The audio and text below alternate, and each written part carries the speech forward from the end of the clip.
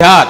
जिसके माथे पर वक्त की सुई व्यवस्था की समीक्षा का अलार्म तो बजाती है, लेकिन वोट बैंक के खर्राटों से लाचार राजनीति के धुरंधरों को स्नूज करके किनारा करना ही पड़ता है। बिहार, जिसकी नजरों में मापदंडों का ऐसा कोहरा है जिसमें सामान्य वर्ग का कोई बच्चा 21 वर्ष में बूढ़ा हो जाता है और दूसरे वर्ग का कोई लड़का 28 साल में जवानी के ठुमके आरक्षण के डीजे पर लगाता है। बिहार, जहां गणित में निगेटिव अंक पाने वाला व्यक्ति सिस्टम के माइनस से गुणा करके इस प्रकार पॉजिटिव बन जाता है कि नौकरी तो अकेले में घर बुलाकर कहती है,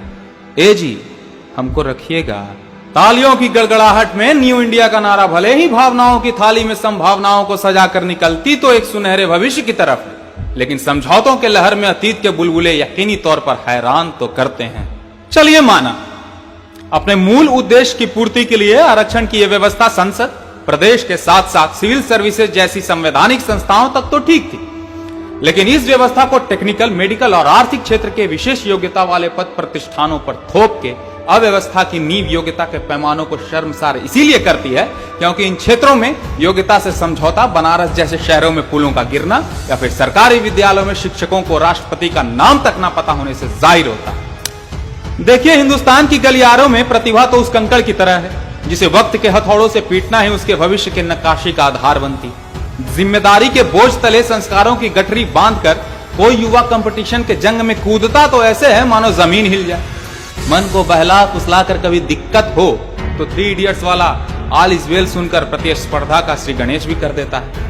लेकिन वर्चस्व की इस लड़ाई में जब उसके पास होने का फैसला उसकी कलम नहीं बल्कि उसके जात करने लगे तो अध्ययन के नाम पर प्रतिभा का चीर हरण किसी नैतिक दोगलेपन से बढ़कर कुछ नहीं। समानता को स्थापित करने के नाम पर वर्गों को मतकारी की चाशनी पकड़ाने का नाम है आरक्षण। समुदाय विशेष को सिर्फ जन्म के आधार पर अंकों की मुफ्तखोरी का अद्भुत आयाम है आरक्षण। अद्भुत इसलिए क्योंकि जन्म के समय अगर किलकारियों की आवाज से जात पात पता चल जाती तो साहित्य के हर एक कोने से शब्दों के माटी से ऐसा महल बनता जिसमें लोगों की नुमाइंदगी उनके कर्म से नहीं बल्कि आन बान और शान से बनी आरक्षण के शीश महल से होती।